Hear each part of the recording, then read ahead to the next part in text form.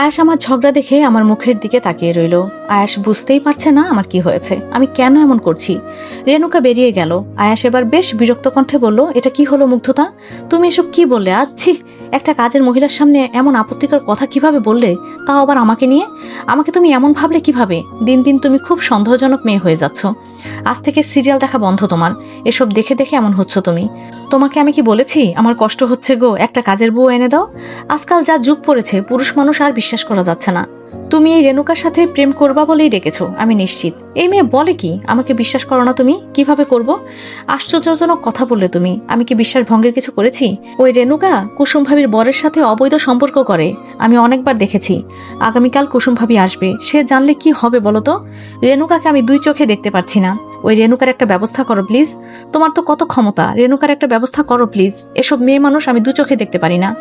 আগে তোমার একটা ব্যবস্থা করি, তারপর রেণুকারটা করব। আজ রাত হোক, এই ঠান্ডায় সমস্ত গায়ের কাপড় খুলে দাঁড় করিয়ে রাখবো। অশ্লীল লোক একটা। রেণুকার কি একটা ব্যবস্থা হবে না? আমি নিজ চোখে দেখেছি রেণুকার ভাইয়া জড়াজড়ি করছে। ও মাই গড, ওনার মতো মানুষ এমন কিভাবে করতে পারেন? আচ্ছা শান্ত হও তুমি, নামাজ পড়ে আসি। তাহলে ভাবো, আর তুমি কি না ওই মহিলাকে আমার বাসায় এনেছো বুয়াগিরি করতে? আমি কোনোদিন বাসায় কাজের বুয়া রাখবো না। মানুষ অন্যের বরকে জড়িয়ে ধরে, আর তুমি নিজের বরকেও জড়িয়ে ধরতে লজ্জা পাও। আয়াস নামাজে গেল, কিন্তু 2টার বেশি বাজে আর ফিরল না।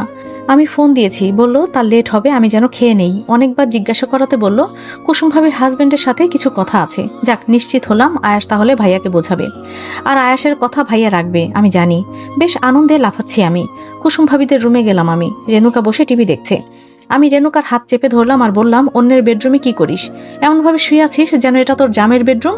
ফেসবুকে একটা লাইভ শেয়ার করি তোর, তোর ছবি দিয়ে পোস্টার লাগিয়ে দেই, এই মহিলা হতে সাবধান। একটুও কি লজ্জা নেই? এত নীচ কেন তোরা? কি ভাবছিস কিচ্ছু জানি না? এই বাসায় সিসি ক্যামেরা আছে, তোর সব কুকীর্তির ভিডিও আছে। এসব পুলিশকে দেখাবো আর তোর নামে সংসার ভাঙার অভিযোগ দেব। আচ্ছা তোর অবস্থা দেখ। তোর আর ভাইয়ার কি সম্পর্ক? বিয়ে করবে ভাইয়া তোকে? কখনো না, শুধু শুধু ইউজ করছে। সরকারের কাছে তোদের মতো দেহ ব্যবসায়ীদের বিরুদ্ধে কঠিন শাস্তির ব্যবস্থার দাবি জানাতে হবে। পরপুরুষে আসক্ত নারী আর পরনারীতে আসক্ত পুরুষকে নিষিদ্ধ করা হোক দুনিয়া থেকে। আয়াস যে অনেক বড় অফিসার তুই জানিস। আয়াস তোর কি করবে ঠিক নেই, জাস্ট রেডি হ শাস্তির জন্য। একটা সংসার ভাঙার জন্য তোদের মতো মহিলাই যথেষ্ট। এসব মহিলাদের কোনোদিনও সংসার হয় না, সারা জীবন এভাবেই মানুষের বিছানা চেঞ্জ করে বেড়াতে হয়। অন্যের স্বামীর সাথে পরকিয়া করা কি খুব গর্বের কাজ? রেণুকা আমার পা জড়িয়ে ধরে ক্ষমা চাইল, তার ভুল স্বীকার করলো। আয়াস যেন তার বিরুদ্ধে কোনো ব্যবস্থা না নেয় সেজন্য বারবার ক্ষমা চাইল। ভয়ে কাঁপছে রেণুকা। এজন্যই বাসায় কাজের বুয়া না রাখাটাই ভালো। বেশিরভাগ কাজের মহিলার সাথে বাড়ির পুরুষের একটা অবৈধ সম্পর্ক গড়ে ওঠে। বাপের বাড়ি বা দীর্ঘদিনের জন্য কোথাও গেলে বুয়ার বাসায় যাতায়াত অফ করে দেওয়াটা বেটার। রেণুকাকে বললাম, আমার কাছে ক্ষমা চেয়ে কি বিপদ থেকে বাঁচতে চাইছিস? আল্লাহ ক্ষমা করবেন না কখনো। সংসার ভাঙার শাস্তি আল্লাহ তোকে ঠিকই দেবে। তোর মতো অন্তত একজন মহিলা দৃষ্টান্তমূলক শাস্তি হওয়া উচিত। সেই শাস্তির উদাহরণ দেশবাসীকে দেখানো উচিত। তাহলে কোনো মহিলা আর এমন সম্পর্কের দিকে এগোবে না। ওইসব পুরুষ আছে যারা নিজের ওয়াইফ থাকতে অন্য মেয়েদের সাথে ঘনিষ্ঠ হয়, তাদের অন্ডকোষ কর্তন করে দেওয়া উচিত। তাহলে আর কেউ এসবের দিকে এগোবে না। রেণুকা তখনই চলে গেল বাসা ছেড়ে। পরের দিন কুসুম ভাবি এসেছে কোলে ফুটফুটে একটা ছেলে বাবু নিয়ে। কিন্তু এবার বাসায় ফেরার পর সুখের সংসার আর সুখের নেই, অশান্তিতে ভরপুর। ভাবির প্রাণের থেকে প্রিয় স্বামীকে ভাবি আগের মতো ভালোবাসে না, সবসময় খিটখিট করে। আসলে সত্য কখনো চাপা থাকে না। কুসুম ভাবি ধীরে ধীরে বুঝতে পেরেছিল রেণুকার সাথে ভাইয়ার একটা কিছু চলছে। ভাবি যখন বাপের বাড়ি ছিল, ভাইয়া নাকি খুব একটা ফোন করেনি, খোঁজ খবর নেয়নি, খিটমিট করেছে। বেশ কতদিন সংসারে অশান্তি হওয়াতে ভাবি ভাইয়াকে ডিভোর্স দেওয়ার সিদ্ধান্ত নেন। কুসুম ভাবি ফিরে আসার পর ভাইয়া সব সময় অনুতপ্ত, কিন্তু ভাবি আর ভাইয়াকে মেনে নিতে পারছে না। এসব অশান্তি নিয়ে ভাবি আবার ভাইয়াকে ছেড়ে চলে গেল। ভাইয়া অনেক ক্ষমা চেয়েছে, কিন্তু আর ভাবি আসতে রাজি নয়। আয়াস ভাইয়াকে বোঝানোর পর ভাইয়া খুব লজ্জিত। ভাবিকে হারিয়ে দিশেহারা ভাইয়া ঘুমের ওষুধ খেয়ে রাস্তায় চলাচল করে অ্যাক্সিডেন্ট হয়, প্রায় মৃত্যুশয্যায় পড়ে যায়। আয়াস আর আমি ভাবিকে বোঝালাম। তখন ভাবি ফিরে আসে আর ভাইয়াকে আরেকবার সুযোগ দিয়ে দেয় সন্তানের জন্য।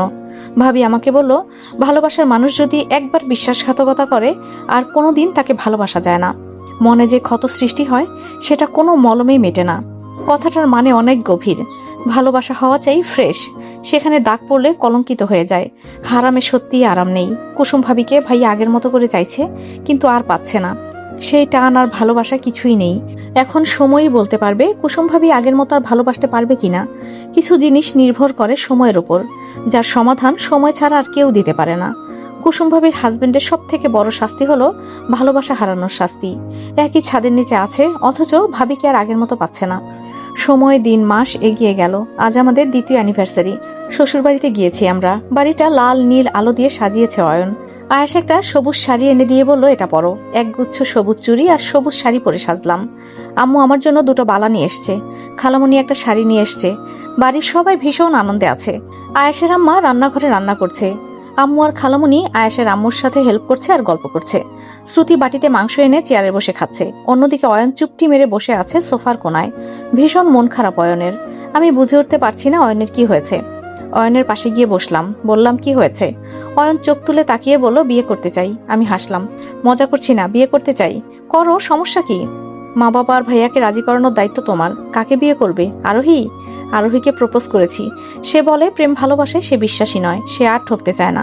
আচ্ছা, কে বলেছিল তোমাদের দুই বোনকে ওই একই গবেরটার সাথে প্রেম করতে? আরোহী প্রেম করতে চাইছে না মানে বিয়ে করতে চাইছে। আমি অয়নকে বললাম, তুমিও বিয়ে করবে ভাই? আমার তো বিশ্বাসই হচ্ছে না। ভালোবেসে ফেলেছি, কি করব? কিচ্ছু করার নেই ভাবি, প্লিজ ম্যানেজ করো বাড়িতে। সন্ধ্যায় অনুষ্ঠান শেষ হওয়ার পর বাড়ির সবার মাঝে অয়ন আর আরোহীর বিয়ের কথাটা তুললাম। আমি আয়াস সবাইকে বুঝিয়ে বিয়েতে রাজি করালাম। অয়ন আর আরোহীর বিয়ের একদিন আগে সারিকা মেসেজ করেছে, কেমন আছো? তেলে বেগুনে জ্বলে আয়াসের ফোন আছাড় মেরে বললাম, এই সারিকা আবার মেসেজ দিয়েছে কেন? দেখো, আমিও কিন্তু প্রেম করব একটা। আয়াস হেসে বলল, সারিকার বিয়ে সামনে আর প্রেম? আগামী 7 জন্মে তোমার প্রেমিক হয়ে আমিই জন্ম নেব। অয়ন আর আরোহীর বিয়ে হয়ে গেল। বেশ ধুমধাম করে বিয়েটা হলো।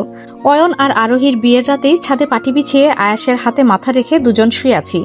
হঠাৎ প্রচন্ড বাতাস বইছে ছাদে। মৃদু মৃদু বাতাসে আয়াসের বুকে মাথা রেখে পূর্ণিমার চাঁদ দেখছি। আয়াস আমার মুখের দিকে তাকিয়ে আছে। তাকিয়ে থেকে কিছুক্ষণ পর বলল, বেবি ডল, তুমিও একটা চাঁদ। আকাশের ওই চাঁদটা সবার, আর তুমি শুধু আমার। আয়াস আমার ঘাড়ে নাক ডুবিয়ে আমাকে জড়িয়ে ধরে চুপটি মেরে শুয়ে রইল। আয়াসের বুকে মাথা রেখে ঘুম, ওর ঘামের গন্ধ, ওর উষ্ণতা, সবই আজ আমার কাছে ভয়ঙ্কর এক নেশা। আয়াস মৃদু মৃদুভাবে ওর ওষ্ঠ স্পর্শ করছে ঘাড়ে। বারবার কেঁপে উঠছি আমি। ভালোবাসার শিহরণে আয়াসের পিঠের শার্ট খামচে ধরলাম দুই হাতে লজ্জায়। আয়াস যতবার আমাকে জড়িয়ে ধরেছে আমি ততবারই লজ্জায় মিয়ে গিয়েছি। আয়াসের দুষ্টুমি থামবে না জানি। আমি আস্তে করে বললাম, এটা কিন্তু ছাদ। আয়াস নেশাক্ত কণ্ঠে বলল, বেডরুমে চলো। বলেই আমাকে কোলে তুলে নিল। আমি লজ্জায় ওর বুকে মাথা গুজে বললাম, চাঁদটা সুন্দর না? একদম গোলাকার। আয়াস আমার গালে চুমু দিয়ে বলল, আমাদের দুজনের চন্দ্রবিলাস হওয়া উচিত, তাই না? আমি অকারণে লজ্জা পাচ্ছি। শাড়ির আঁচলে মুখ ঢেকে বললাম, আমাদের দুজনের নয়, 3 জনের। 3 জন কোথায় পেলে? এটুকু বলেই আয়াস চোখ বড় বড় করে বলল, সত্যি? বাট আমরা তো প্রোটেকশন নিয়েছি। আমি হেসে বললাম, আমি এসব কিছুই করিনি, বিকজ আমার বেবির শখ ছিল। আমাকে কোল থেকে নামিয়ে জড়িয়ে ধরে বলল, আমি সত্যি সারপ্রাইজড মুগ্ধ। আনন্দে আমার কেঁদে দিতে ইচ্ছা করছে জানো। কিছুদিন আগে আমি একটা ব্যক্তিগত সমস্যায় ডাক্তার দেখিয়েছি। ডাক্তার বলল, আপনি বাবা হতে পারবেন কিনা বলা মুশকিল। সেদিন থেকে রোজ তোমাকে জড়িয়ে ধরতাম আর ভাবতাম, এই মেয়েটাকে আমি কি বলবো? আমি একজন অক্ষম পুরুষ। এই মেয়েটা মা হতে পারবে না জানলে আবারও ভেঙে পড়বে। তোমাকে বুঝতে দেব না বলে ফ্যামিলি প্ল্যানিং অকারণ করে গেছি। আয়েশকে 2 হাতে জড়িয়ে ধরে বললাম, সন্তান দেওয়ার মালিক আল্লাহ, ডাক্তার নন। সব ইনফরমেশন সব সময় সত্য হয় না। আমি জানতাম আমি মা হতে পারবো। আয়েশ আমার পেটে হাত রেখে বলল, তোমার মাম্মির খুব খেয়াল রাখবো আমি, আর তোমার বেস্ট পাপা হব, প্রমিস।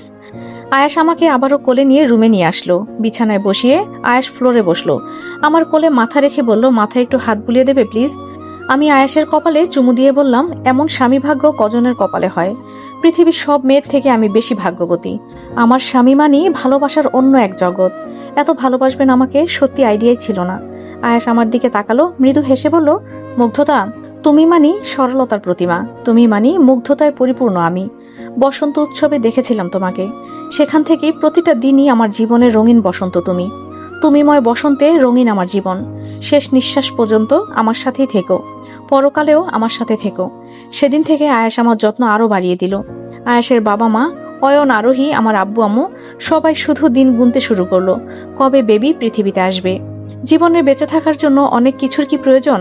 আয়েশের মতো এমন কেয়ারিং স্বামী আর এমন একটি পরিবারই যথেষ্ট। কোনো সুখের অভাব হয় না। রোজ সৃষ্টিকর্তার কাছে প্রার্থনা করি এমন একটা আয়েশ যেন সব মেয়ের জীবনেই আসে, আর ভালোবাসায় পূর্ণ হয় জীবন। আর এখানেই সমাপ্তি ঘটলো মায়াবী প্রেম গল্পের। তো গল্পটি আপনাদের কাছে কেমন লেগেছে কমেন্টে জানিয়ে দিন। আর নতুন গল্প কবে চান মতামত দিন। তো আজকের মতো এখানেই বিদায় নিচ্ছি। দেখা হচ্ছে পরবর্তী গল্পে। সবার সুস্থতা কামনা করে এখানেই বিদায় নিচ্ছি। আল্লাহ হাফেজ।